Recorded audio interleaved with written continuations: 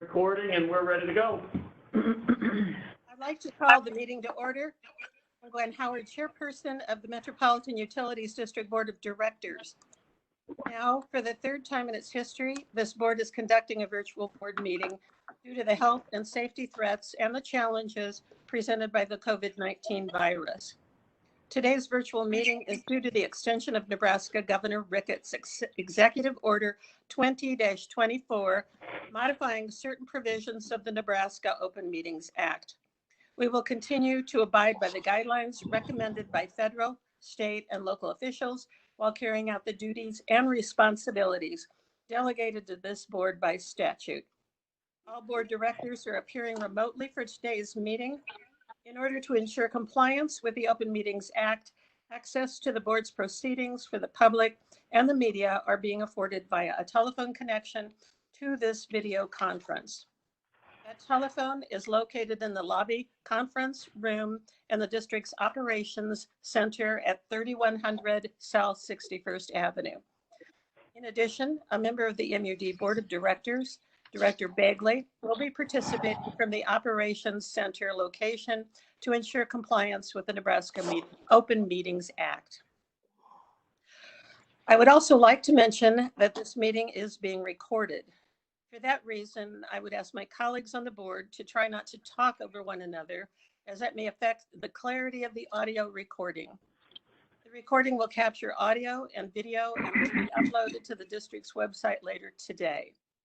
All presenters at today's meeting are appearing remotely as well, and I would ask each of them to please mute their microphones and disable their cameras until they are presenting.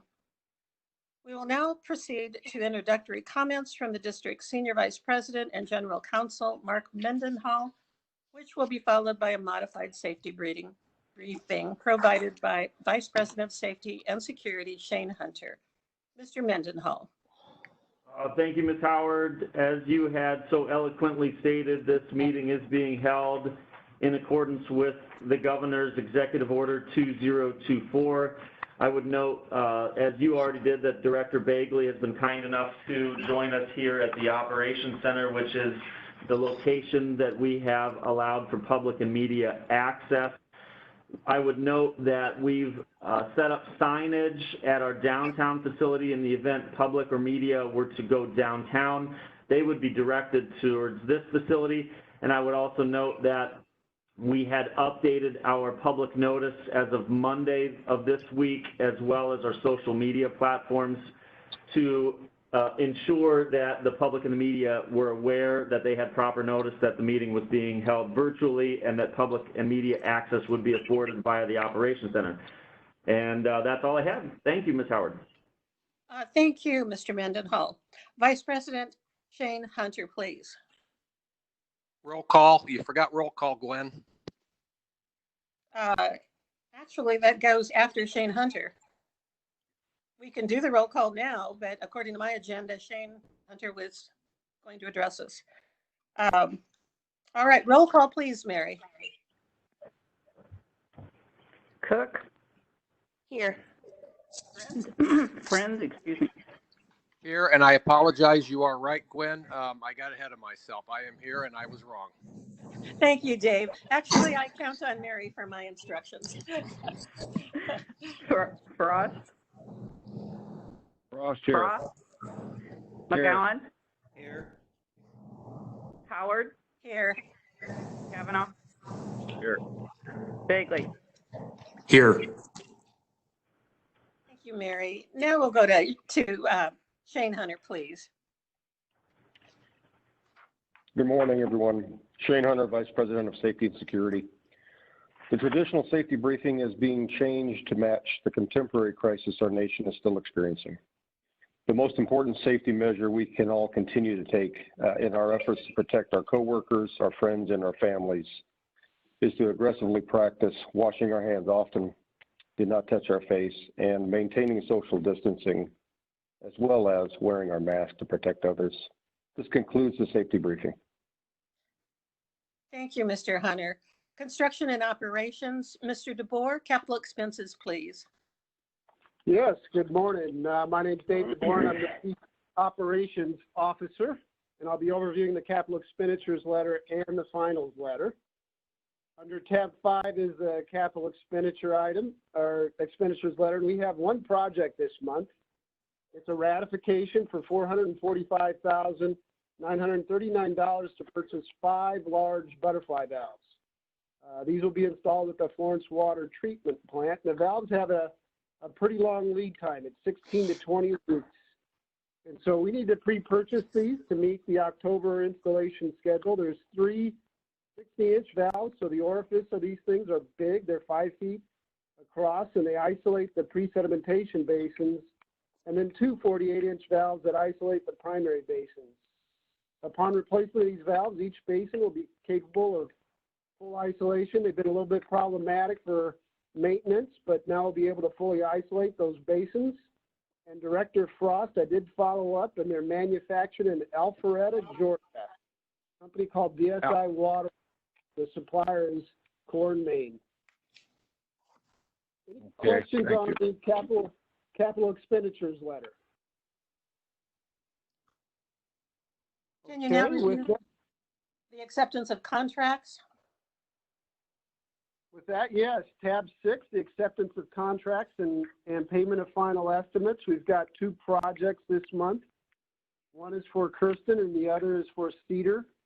Both projects kind of came in and around close to their unit price bid. I do want to highlight a change order that's actually in both of them, but I'll just highlight the one in Kirsten. It's the project in Coventry, and it's a change order for $10,988. That change order is to cover specification requirements for zinc coating and D-bio on our ductile iron mains.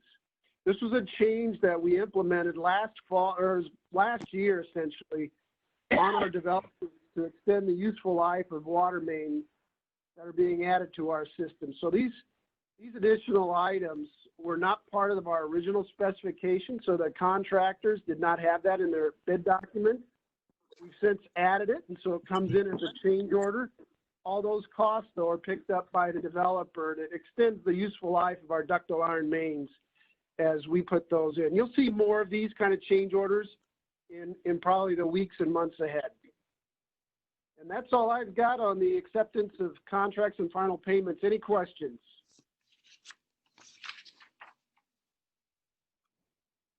Thank you, Ms. Moore. Please review bids.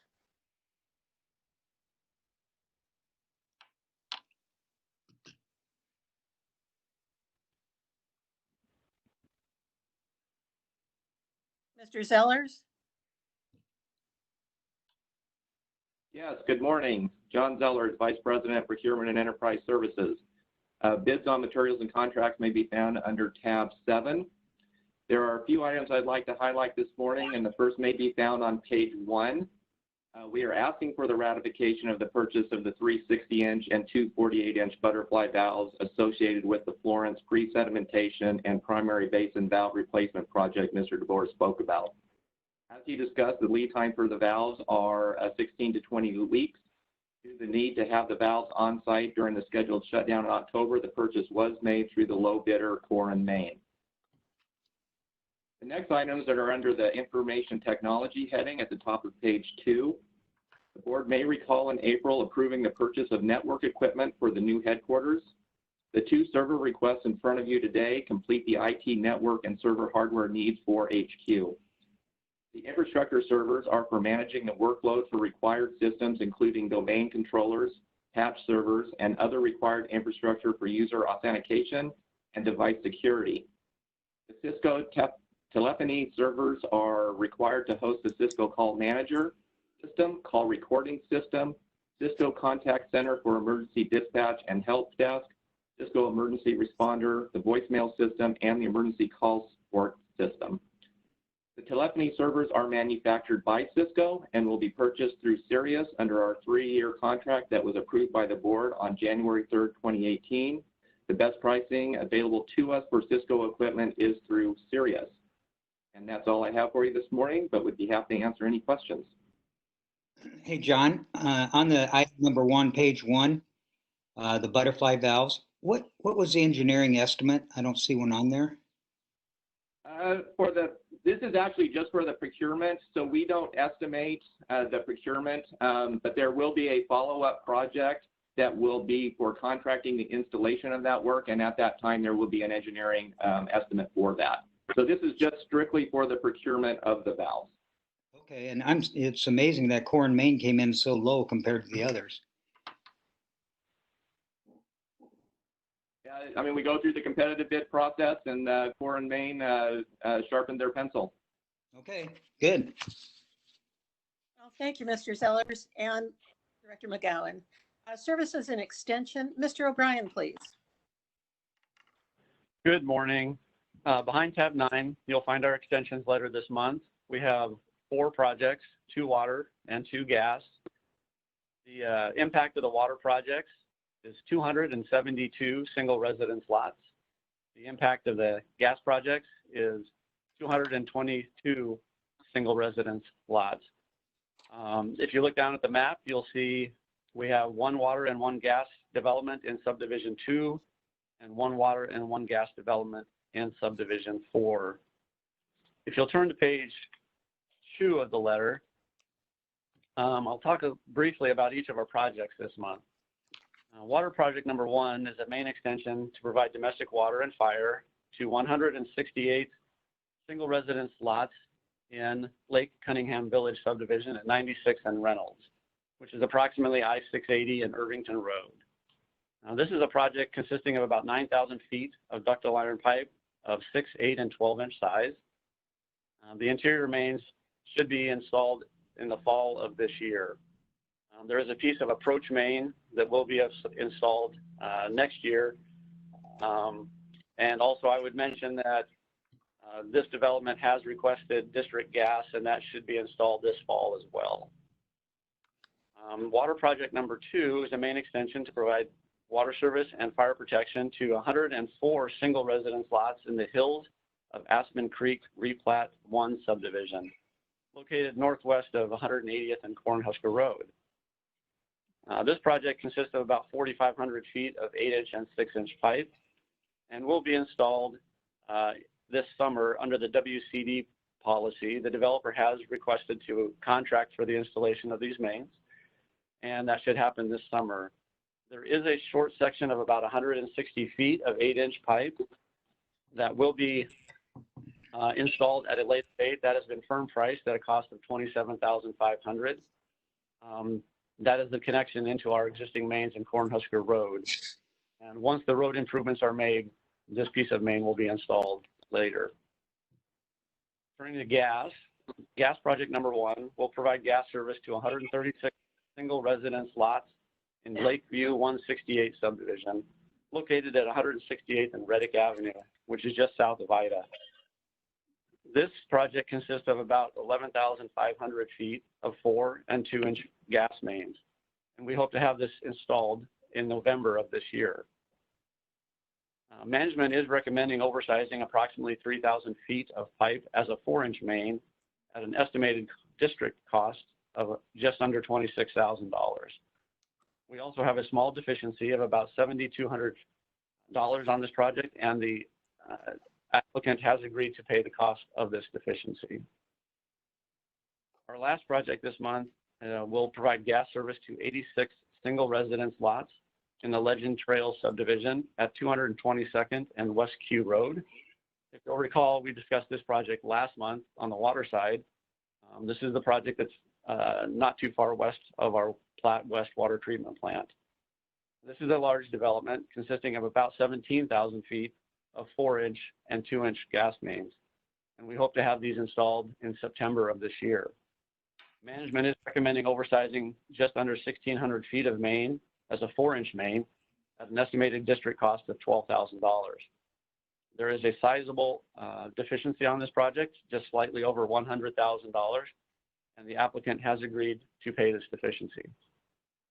That's all I have this morning. I'd be happy to answer any questions.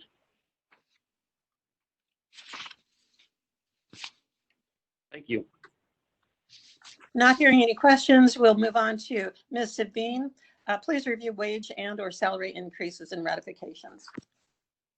Gwen, good morning. Bonnie Savine, Human Resources Vice President.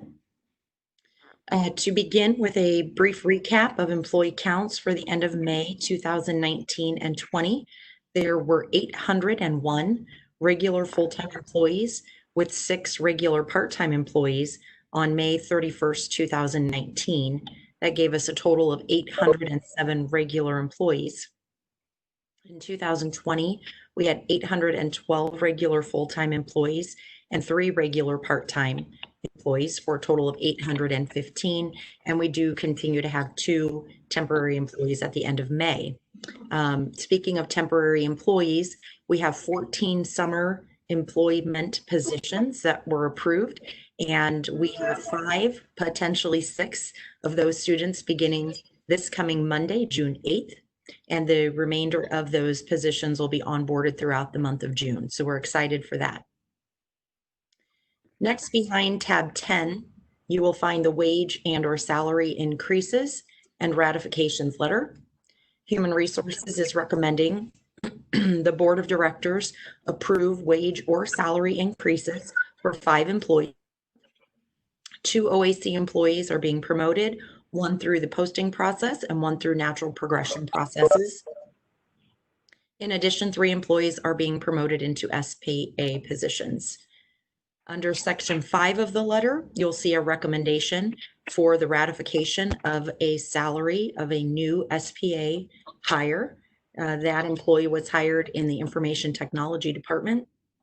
It was our first virtual onboarding due to the employee's arrival in Omaha being delayed because of the current pandemic.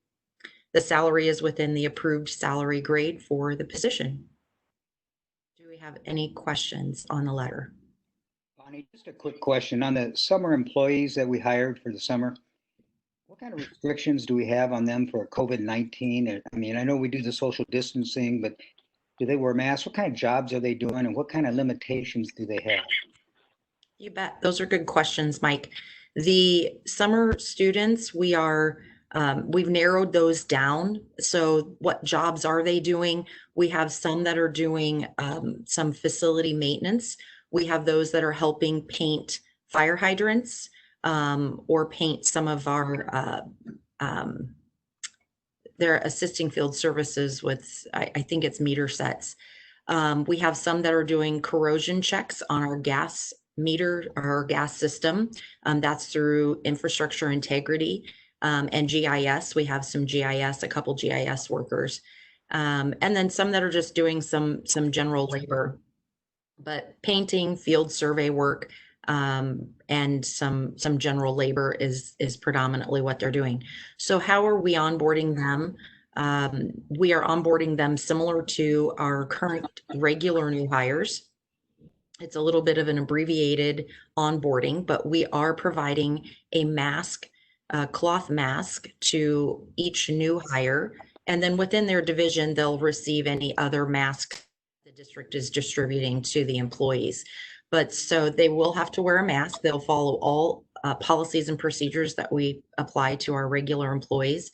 That includes the face mask policy. It includes requiring them to follow our health protocols for social distancing, hand sanitizing within district facilities, wearing their mask when appropriate, and so forth. So they will be educated on morning 1 of those expectations, and I have no doubt that we will have some good success with this small group of summer employees. Well, good. Thank you very much. You're welcome. Bonnie, I would like to thank you for being so conscientious even early on with the masks. And as a result, I've read our additional information that we have not had one employee come down with the virus, which I think is really remarkable. It is. Thank you, Gwen. You're welcome. Now we're going to move on to insurance and pension. Mr. Myers, please review insurance renewals. Yes, good morning. This is Mark Myers, Vice President of Accounting. I'll be presenting information today related to the renewal of various third-party insurance policies that are scheduled to expire on June 15th. Behind tab 11, you'll find 3 documents. The first is my letter dated May 27th that describes the renewal and the associated premiums and fees. Next is an executive summary prepared by Aon that describes the state of the insurance market, as well as their efforts to market our coverage to various carriers. And then finally is a schedule comparing the asset values and premiums contained in the existing policies to those reflected in the proposal. I'll be covering the materials today, but Gary Wagner is also in attendance this morning. He's our representative from Aon Risk Services and is available to answer any questions you may have. So as stated in my letter, the proposed renewal does contain a substantial increase. The combined annual premiums and fees are increasing $150,540, or about 23%. There are three primary factors driving this increase. First, market conditions are just very challenging right now. The property and casualty insurance markets have experienced substantial claim losses over the past few years. As a result, rate increases are being required across the industry, regardless of loss history. You may recall that in 2017 and 2018, insurance carriers suffered heavy losses due to several major hurricanes. Although there were no disasters of this magnitude in 2019, the industry did experience substantial losses from numerous small claims and non-traditional catastrophes such as winter storms and wildfires. So these conditions have caused many carriers to push for rate increases in the 15 to 20% range, even for clients without any recent losses. So in addition to this hardening of the market as it's been described, the district does have two pending property damage claims outstanding that are impacting premiums as well. One is related to the flood damage that occurred at our water treatment plants in the spring of 2019. And the other is for ongoing property damage to the construction center, which was discussed during closed session at a meeting earlier this year. So those claims have contributed to the premium increases, and they also reduced the number of insurance carriers interested in quoting our coverage this year. The third factor is simply an increase in the insurable values of the district's property, which rose by 10.2%. And this caused premiums to go up as well. So I'll touch just on a few points related to each of the policies that are being renewed. First is the policy covering property, equipment breakdown, and data processing equipment. Coverage for these items is combined into a single rate quote. And this policy covers risk of physical loss or damage from events such as fire, windstorm, flooding, terrorism, and earthquakes. This risk is shared by two carriers, Aegis and StarTech. And like last year, the combined insurance coverage has a $300 million loss limit, despite insurable values of approximately $974 million.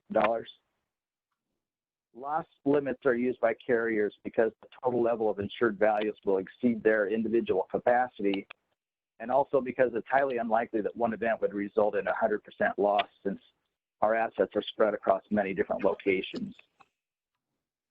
Premiums are set based on maximum foreseeable loss, which Aegis estimates at being less than $100 million. This means that the $300 million loss limit is more than adequate for our coverage. The premiums for this policy increased by $142,652, or about 28.2%. This is primarily due to an increase in the underlying cost of insurance, as well as an increase in the insurable values of the property. And this represents the vast majority of the $150,000 increase that I mentioned. The auto and construction equipment policies are standalone. I'm sorry, was there a question? Yeah, Mike McGowan, I don't know if this is the right time here moving on, but the property on LNG and the caverns, is that just the physical asset? Does that include the inventory of the LNG or propane caverns? It does include the inventory, and you'll notice that the property values did go down a little bit this year, and that's the primary reason for that was the lower price associated with the value of the contents. Okay, all right, thank you. And the auto and construction equipment policies are standalone policies. The auto insurance is a comprehensive type of coverage protecting against damage caused by perils such as theft, fire, vandalism, or natural disaster. Nationwide is the carrier for this insurance, and premiums increased about $1,300 or 3.3%. There was about a 6.5% increase in the cost of insurance per vehicle, and that was partially offset by a lower vehicle count this year. On the construction and contractor equipment policy, this covers owned and rented construction equipment from perils such as theft and vandalism, and the limit for this coverage is $500,000 per piece of equipment. The carrier is Continental Casualty, and premiums increased by about $4,000 or 12% this year, and that was largely due to an increase in the insured values of the property. So in summary, while the increase presented are significant, particularly on the property coverage, Aon has advised us that they are not out of line with what is being experienced by others, considering current market conditions and our recent property damage losses. As a result, management is recommending that the board approve the insurance proposals for the period June 15th, 2020 through June 15th, 2021, which reflects total premiums and fees of $793,390. Are there any questions? Hey, Mark. This is Tim. Mark Myers. How thorough is Aon with assessing our risk factor? Do they do a annual review and go out on site and meet with people and review several things like and assess the risk factors that we experience? Within these policies, and I can let Gary respond as well, but there is an engineering services component, and those engineers do go out and assess our properties and provide input on risk assessments and those types of things to help reduce our insurance costs. Gary, do you have anything to add to that? This is Gary Wagner with Aon. Thanks for having me join. No, I would just add to that the insurance companies do go out and assess the risk, the quality of the risk. In addition to that, they do give recommendations of how the district can improve the risk and exposure to loss. And so that is done by the insurance company. There's a charge that is involved in the policy for that, but that charge is offset by the other carrier who also wants to see those reports and understand the quality of risk in their underwriting process as well.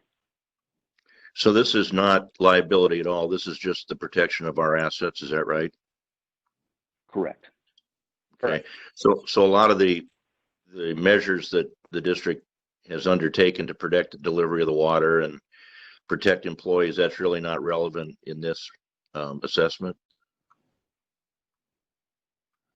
In other words, for lessening the risk of the virus and some of the other measures that have been put in place security-wise following the fire downtown, that probably isn't really relevant to any of this, would you say, or is it?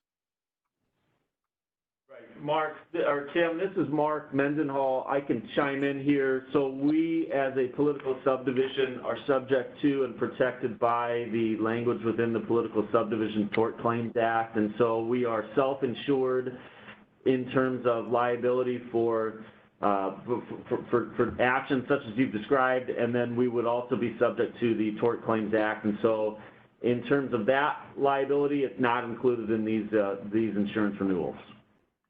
Okay, thank you. I think I understand it better. Yeah. Are there any other questions? I have one more for Mark. The increase from up to 793, 150,000. What did we have in the budget for insurance? Is this over what we budgeted, or how's this compare to budget? Yeah, we took a look at that, and when comparing the 2019 budget to the 2020 budget, we did include some increase, and the fact that this is effective for halfway through the year of 2020, there is an impact. We're looking at about a $64,000 shortfall to budget as a result of these increases. 64,000? Right. So in other words, it's about $64,000 higher than what we anticipated in the budget. Okay. And then when we do the 2021 budget, are we going to factor this in and try to get a little closer, or what? Yes, we will. We will take this into consideration and get Gary's input as well on the assumptions for the next year's potential increases. Okay, thank you. All right, not hearing any additional questions, we'll move on to judicial and legislative. Mr. Mendenhall, can you please inform us regarding the settlement of a lawsuit? Yes, good morning all. Behind tab 12, I believe it is, you'll find a letter dated May 27 from me, and this is a recommendation to ratify a settlement that was entered into previously between the district and a law firm entitled Cozen O'Connor. That settlement related to a lawsuit that was filed against the district in Douglas County District Court in 2016. The terms of the settlement and the amount of the settlement I am withholding from public disclosure pursuant to Nebraska Revised Statute Section 84713 sub 2. The reason for that is that there are several other lawsuits related to the same event that are still ongoing, and so the disclosure of the terms of this lawsuit will put the district and remaining parties in disadvantageous positions. And so this was previously discussed with the board in closed session, as well as through additional communications that I've had with you all individually. If you have further questions, we can try to coordinate a closed session for this discussion. Otherwise, if there are none, again, I would ask that this board ratify the decision of the settlement that was entered into last week.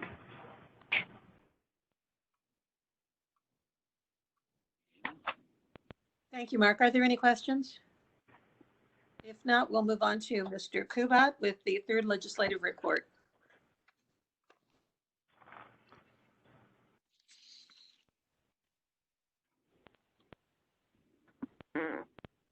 Legislature's set to, I'm sorry, I might have an echo here real quick. They're set to reconvene on July 20th. There are 17 legislative days remaining. Any proposed legislation that carries with it a fiscal impact is going to be heavily scrutinized given the uncertainties fiscally for the state. As far as today is concerned, there's really no action necessary. More here just to answer any questions should you have any.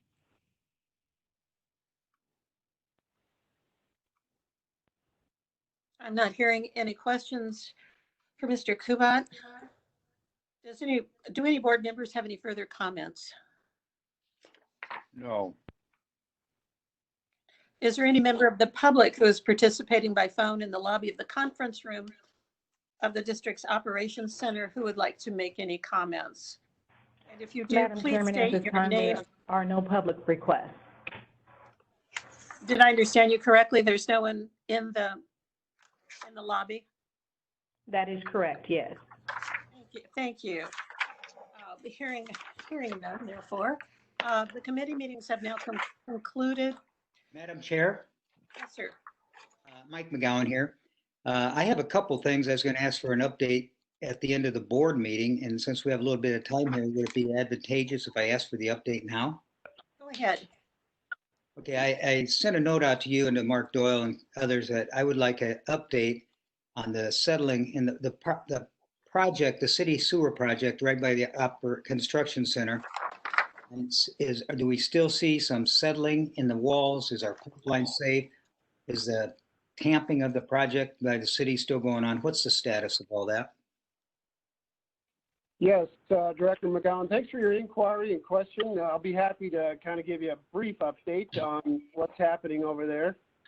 This project, again, is in response to the City of Omaha's Rapid Treatment Basin Project. It's a large project that involves significant dewatering of the area as well as significant pile driving. The dewatering is continuing, and we will continue throughout the summer. The pile driving has temporarily stopped. And to the extent that we understand the number of remaining piles, about 80% of the total installed length of piles have been installed to date. So we still got 20% or so to get through for the pile driving. Both the dewatering and pile driving, we believe, contribute to the settlement. It's impacting our mains as well as our building, our construction center. The mains are located in 64th Ave. We've got a 16-inch, a 3-inch gas main, and a 12-inch water main. Those have 12 monitoring points that have since pretty much stabilized. So from the last time we gave the update, there's really no changes to those mains that are installed in 64th Ave. All of those mains have continuous 24/7 monitoring, both the gas and the water, and we continue to do field surveys along the mains. The construction center, however, continues to see settlement. We noticed crack gauges along the corridors that continue to see separation in the walls, and a week ago Saturday, we noticed some additional spalling that occurred off the roof tees. These are structural tees, and we restricted access in and around that area and brought in a structural engineer to evaluate those roof tees. We wanted to get a good handle on what's going on and also to evaluate the partition walls that we previously reinforced and if there's any other issues with those walls. And in addition, we've got a closer eye on some of our propane air buildings. Those inspections are pending a review by a structural roof manufacturer. There's one here in Omaha. There's also one in Lincoln, but our structural engineer is getting that inspection done. We're trying to get verified if these have structural damage or whether that's cosmetic damage. The partition walls that we previously reinforced, we re-inspected those and they remain in good shape. But we did identify another partition wall in the corridor near the carpenter shop that needs additional bracketing and reinforcement. So that design is complete. The materials have been ordered, and central maintenance will be installing that or is installing that as we speak. All these costs are being tracked on a common job number. And again, we're in regular dialogue with the city of Omaha as these damages continue to progress.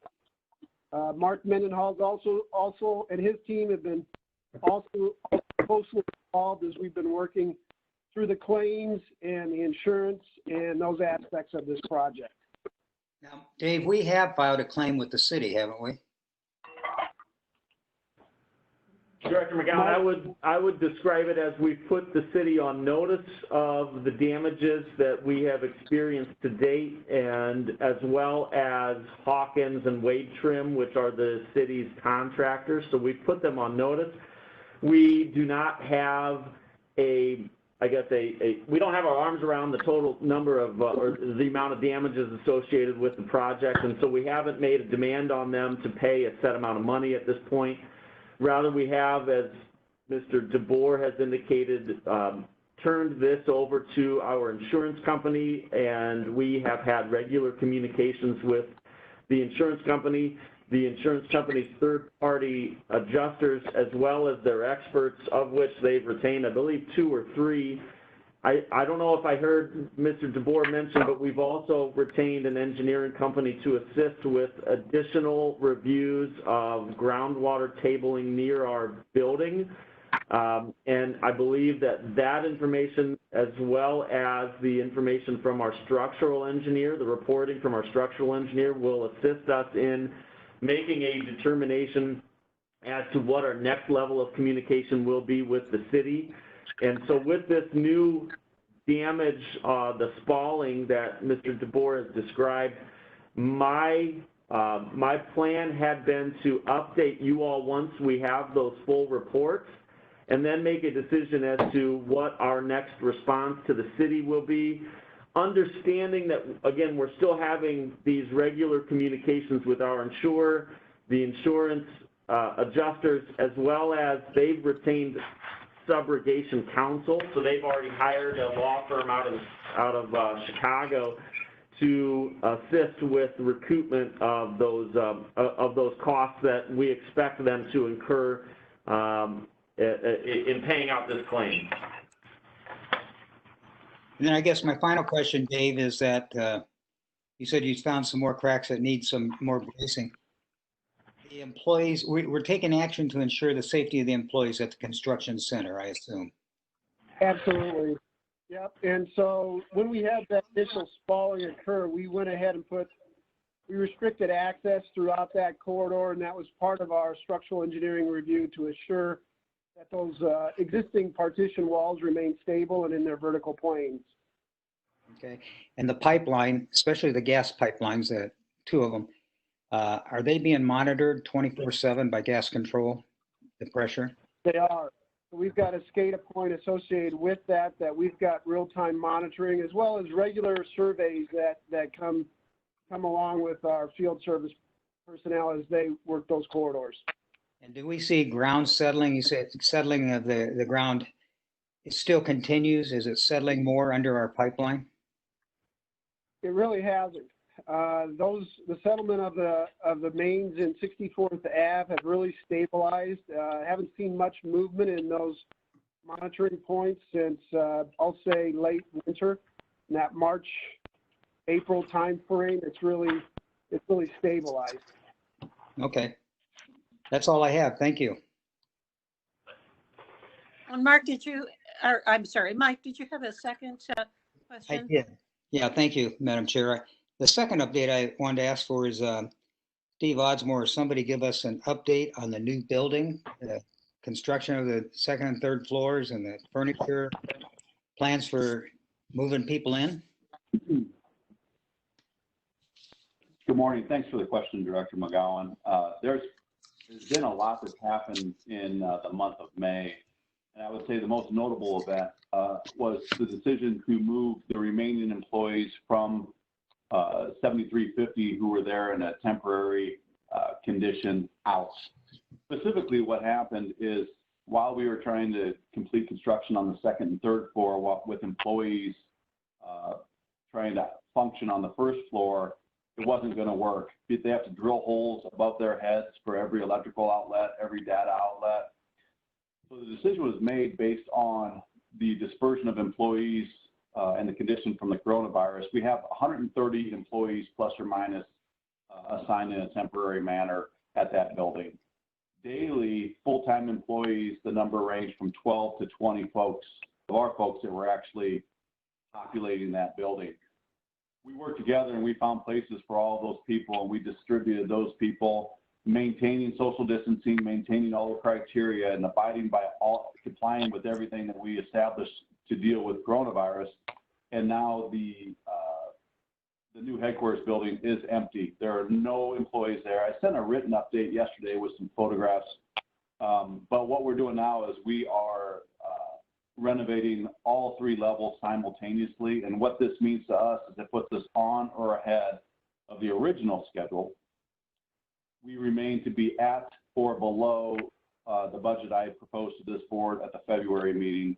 And this will expedite the process, sans any unforeseen setbacks or supply chain disruptions due to coronavirus, things of that nature, by about 4 months. So we're going to pick up about 4 months, likely save several $100,000 because of that. And so far, so good.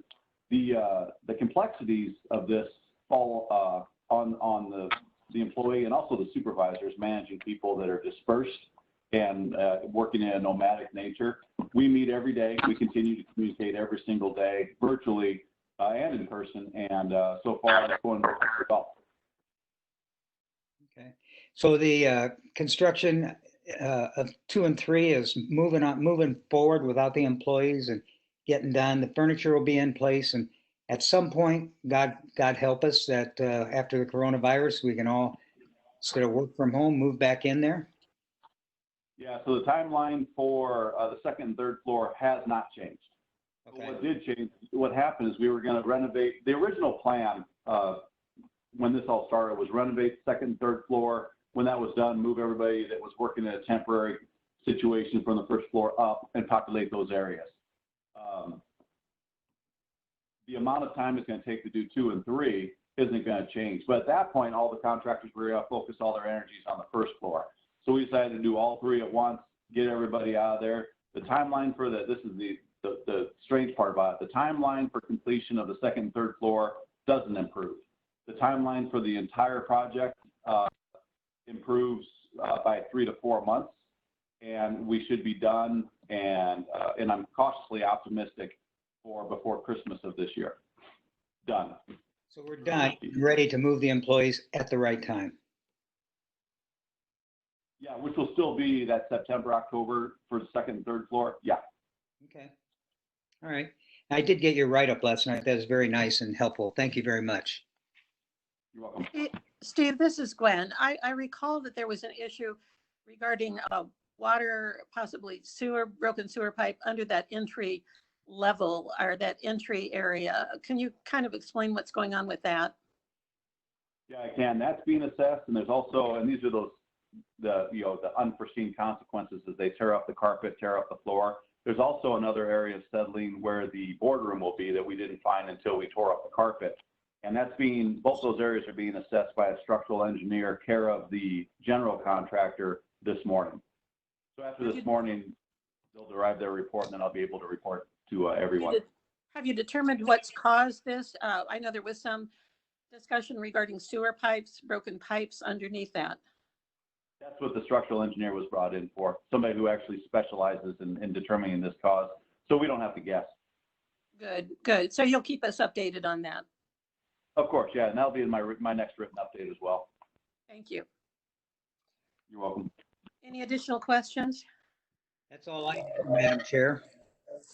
Hey, Gwen, I just have a question. This is Jim. Sure. I don't know who it's posed to, but now that things have slowly started to resume from the COVID virus shutdown, I just want to pose a question.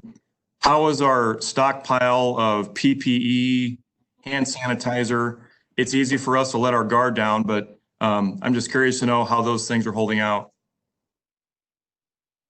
Would that be a question for Bonnie, possibly? I would say Vice President Zellers, but Director Begley, this is more specifically, I just want to address, we're in no way in a position to let our guard down, and that it's a daily continued effort to maintain the vigilance of the district and maintain our perfect record of having no infections. As far as the allotment of PPE and everything else, Vice President Zellers is in charge of all logistics for the process. I'll turn it over to him. Thanks, Steve. Yeah, thanks for the question. Just as an example, yesterday we received about 4,500 additional cloth masks through PHMSA. So I'm very comfortable with our current stock on masks. We have approximately 10,000 on hand, and that's a combination of different types of masks, from cloth to medical to N95 to N99. We also, and I believe I spoke about this last month, we have also made arrangements with a distributor to have additional masks on hand if we need them, and they have committed to having another additional 10,000. We also secured another drum of hand sanitizer, and we are looking for sprays that would be suitable, spray bottles that would be suitable for use in the office, and we're evaluating those right now such that we can fill, I believe they're actually like 4 or 6 ounce bottles that we can fill and provide to the office staff as they start coming back into the facilities. Gloves, Tyvek suits, we still have a good supply of those. I will emphasize what Steve said. We are not letting our guard down. We look at that every single day. We have a dedicated person that is looking at the stock, looking at the usage, and making recommendations as we move forward. Thanks, John and Steve. And please know, I wasn't implying that either one of you or anybody was letting our guard down. I was just speaking collectively as society gets back to some semblance of normalcy. So I wanted to clarify that. Oh, yeah, no, I didn't take it that way. Thank you. Jim, that was a very apt question, and I appreciate that the district is being so conscientious about this. We're now at 9:04. Does anyone have an objection to continuing the meeting? like to take a couple of minutes to get a cup of tea. Absolutely. Be right back. All right, we'll continue in a few minutes. We know where you're going. Always Jack with a clever comment. No. Okay, we are recording again. All right, thank you. The time now is 10 after 9, 9 after 9 actually, and I'd like to call the meeting to order. Roll call, please. Cook, Here. Friend, Here. Frost, Here. McGowan, Howard, Here. Kavanaugh, Here. Bagley. Here. Due to Nebraska Governor Ricketts' extension of his Executive Order 20-24, today's board meeting of the MUD Board of Directors is again being conducted virtually for the third time in its history. The following steps have been taken to ensure compliance with the Nebraska Open Meetings Act. Access for the public and for the media is afforded by telephone that is set up in the lobby of the conference room at the district's operations center at 3100 South 61st Avenue. In addition, one of the members of the MUD Board of Directors, Director Jim Bagley, will be participating from the Operations Center location to ensure compliance with the Open Meetings Act. I would also like to announce that a copy of the Open Meetings Act is available in the lobby conference room. Today's meeting will be recorded and will be available on the MUD website shortly after the meeting is concluded. Agenda item number 3, the Pledge of Allegiance. We will not be reciting the Pledge of Allegiance due to the fact that each individual board member is participating in today's meeting remotely from an off-site location. Approval of the minutes for the committee meetings and regular board meeting for May 14th, 2020. Do we have a motion? Second. Sounds like there's a motion and a second. Is there any discussion? Roll call, please. Cook, Yes. Friend, Yes. Frost, Yes. McGowan, Yes. Howard, Yes. Kavanaugh, Yes. Bagley. Yes. Capital expenses. Do we have a motion? Some of. Thank you. Is there a second?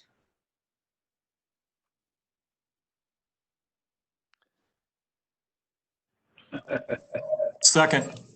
Thank you. Is there any discussion? Roll call, please. Cook, Yes. Friend, Friend. On mute. Yes.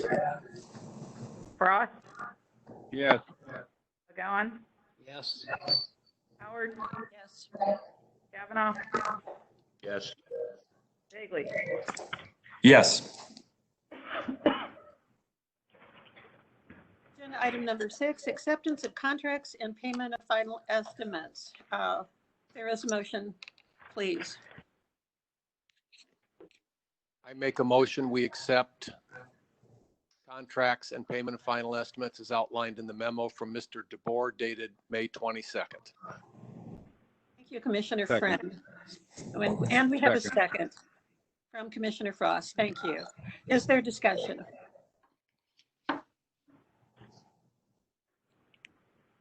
Hearing none, roll call, please.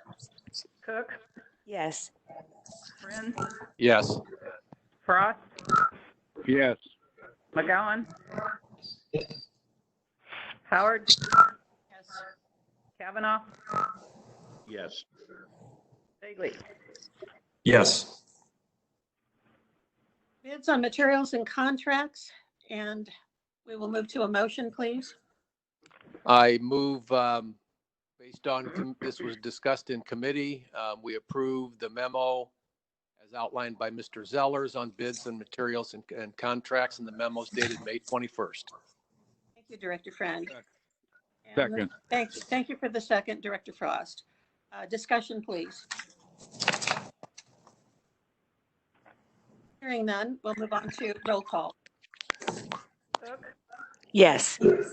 Friend, Yes. Frost, Yes. McGowan, Yes. Howard, Yes. Kavanaugh,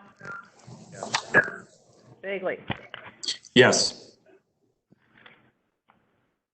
Agenda item number 8, notices of purchase. Mr. Friend. Notices of purchase between 25 and 50,000 be placed on file. Thank you. Agenda item number 9, main extensions. Motion, please. Also, see Services and Extensions Committee. I move we approve the main extensions as outlined in the memo from Mr. O'Brien that was discussed in committee. The memo is dated May 26th. Thank you. Second. Thank you. Any discussion? Roll call, please. Cook, Yes. Friend, Yes. Frost, Yes. McGowan. McGowan. Howard, Yes. Kavanaugh, Yes. Bagley. Yes. And salary increases and ratifications. A motion, please. I move that we approve the wage and salary increases and ratifications as discussed in committee and outlined in Bonnie Savine's memo dated May 22nd, 2020. Thank you, Director Bailey. Second. And we did have a second. Mary, were you able to get that? Yes. Thank you. Is there any discussion? Hearing none, roll call, please. Cook, Yes. Friend, Yes. Frost, Yes. McGowan, Yes. Howard, Yes. Kavanaugh. Kavanaugh, Yes. Bagley. Yes. Agenda item number 11, insurance renewals. Director McGowan. Yes, thank you, Madam Chair. I move to approve the insurance renewals as discussed in committee and outlined in the memo from Mark Myers dated 5/27. Second. Second.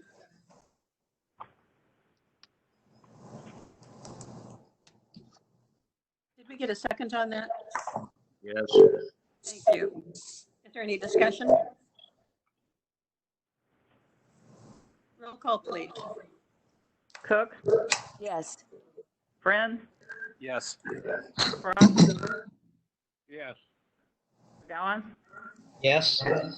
Howard, Yes. Kavanaugh. Kavanaugh, Yes. Bagley. Yes. Agenda item number 12, settlement of the lawsuit. Motion, please. I move that we accept the report offered by Mike Mendenhall at the committee meeting as it was given. Thank you, Director Cook. Is there a second? Second. Thank you. Any discussion? Roll call, please. Cook, Yes. Friend, Yes.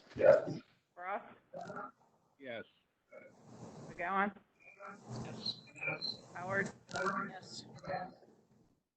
Kavanaugh, Bagley. Yes. Agenda item number 13, legislative update. Director Cook. I move that we accept the report that Mr. Kubat offered during the committee meeting as it was offered. Thank you. I think we just need to place it on file, actually. Place that on file. Do we need a roll call on this? No, I think Director Kavanaugh's correct. We can just place that on file. All right. Director.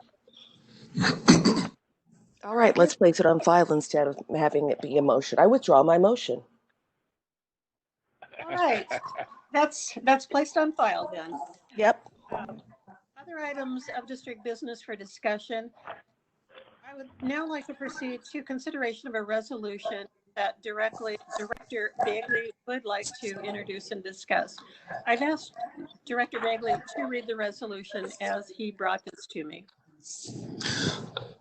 Thanks, Chair Howard. I offer this resolution to acknowledge the tumultuous period in which we've all been experiencing and living through the last 10 days, as all of our lives have been affected, including our customer owners, employees, and business operations here at MUD.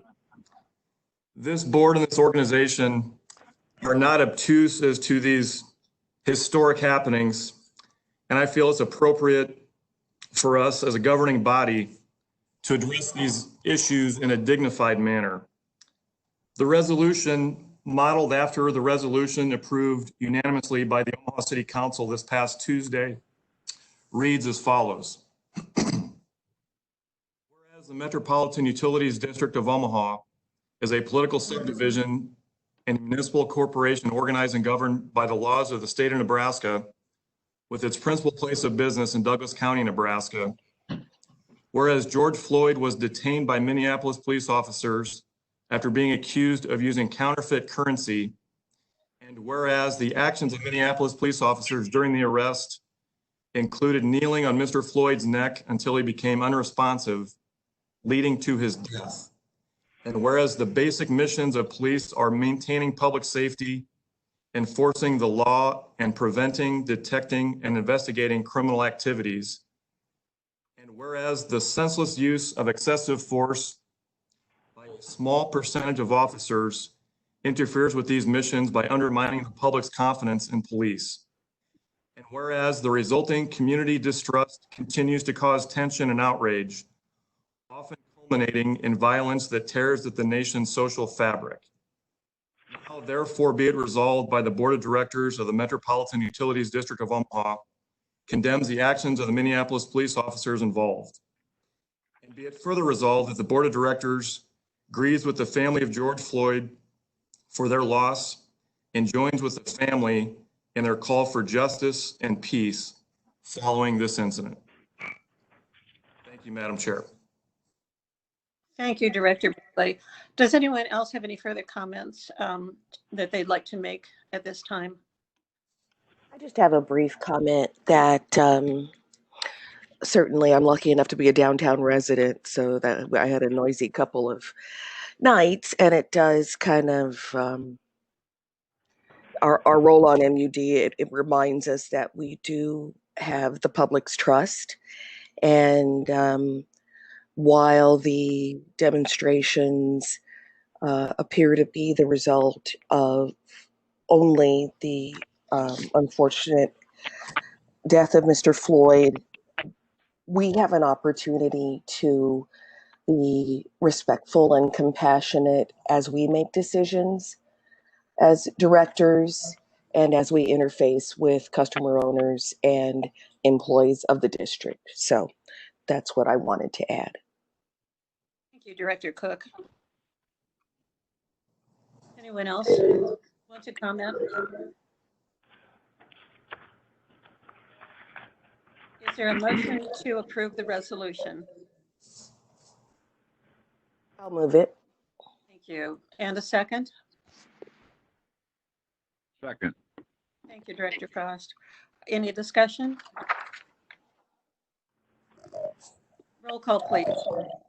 Cook, Yes. Friend, Yes. Frost, Yes. Gowan, Yes. Howard, Kavanaugh, Yes.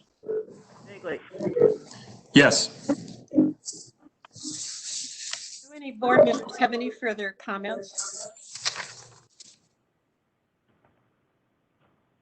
And I know we don't have any, well, we didn't have anyone in in the lobby center, but in case someone has come in, is there any member of the public who is participating by phone at the lobby conference center in the district's operations center who would like to make any comments? Is there anyone present there? Madam Chair, at this time, there are no public requests. Thank you. We now, if there's nothing more that anyone would like to comment on, we now need a motion to adjourn. Director Howard, this is Mark Doyle. Can I make a couple comments? Absolutely.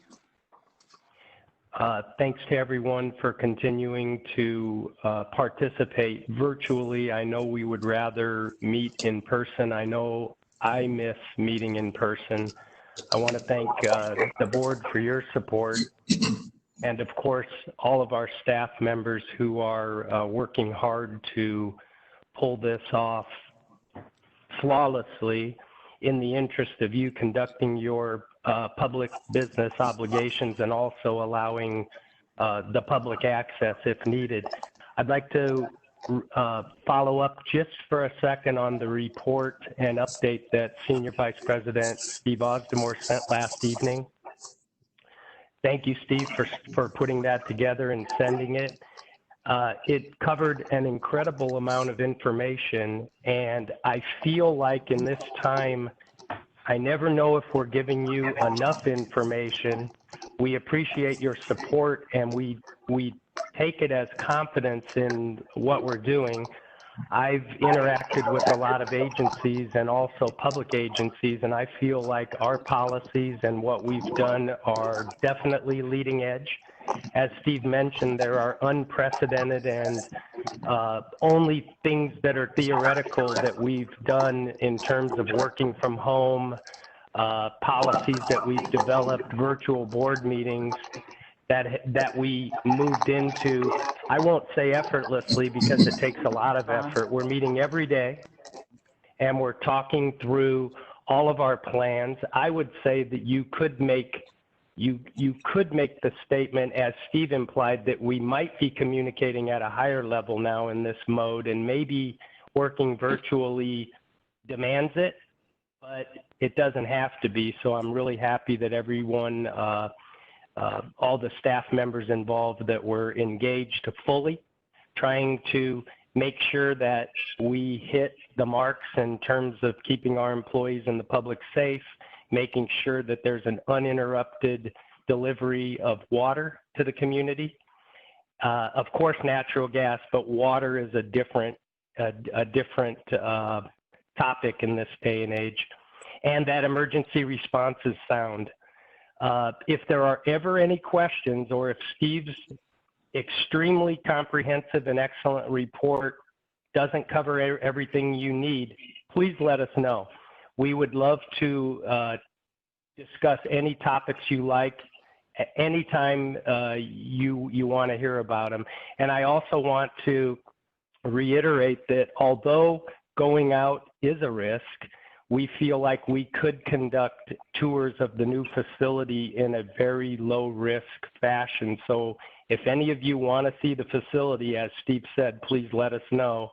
The timing is good. The pictures show you that it's in a mode where it's moving fast and heading toward completion. And I just hope for the day that we're all back together working and interacting like we used to. So thank you everyone for your support, employees, staff, and especially the board of directors. Thank you, Mark. Well put. Hey, Any Gwen, additional comment? Any additional Gwen, comments? this is Tim. I wanted to express my thanks to all the people who set this meeting up. I know it's difficult and involved, and it's a lot more difficult than just a regular in-person meeting. So thanks. I can't begin to name all the names because I know I'll leave somebody out, but thank you so much for allowing this to happen for us. More than welcome. That's a tribute to the hard work of the executive staff at MUD. Mark Doyle, thank you. And the board of directors as well. So if we have any further comments that anyone would like to say at this time? Hearing none, is there a motion to adjourn? So moved. Thank you. Thank you. Roll call, please. Cook, Yes. Friend, Yes. Frost, Yes. McGowan, Yes. Howard, Kavanaugh, Yes. Bagley. Yes. Thank you. We are now adjourned. Thank you.